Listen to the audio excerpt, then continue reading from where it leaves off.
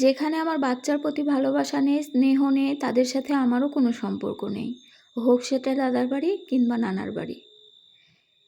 কিন্তু একটা কথা কি জানেন, নানা কখনো দাদা হয় না, আর নানি কখনো দাদি হয় না।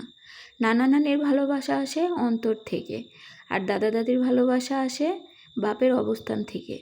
কথাটা খারাপ লাগলেও এটাই সত্য। কিন্তু একটা জিনিস কি কখনো ভেবে দেখেছেন, আজকে যারা দাদা দাদি কালকেই তারা নানা নানি, কিংবা যারা নানা আর নানি অথবা তারাই আবার দাদা দাদি। তাহলে ভালোবাসা কেন দুই রকম হবে?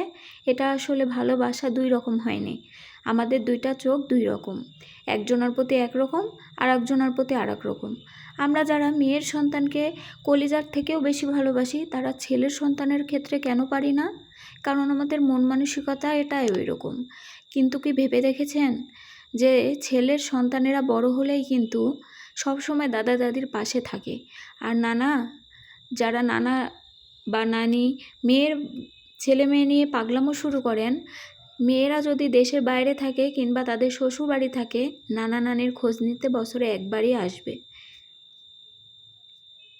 এটাই বাস্তব। তো আমরা বাস্তবটাকে না মেনে নিয়ে আমরা শুধু মানুষের অহংকার আর জেদ নিয়ে ব্যস্ত থাকি।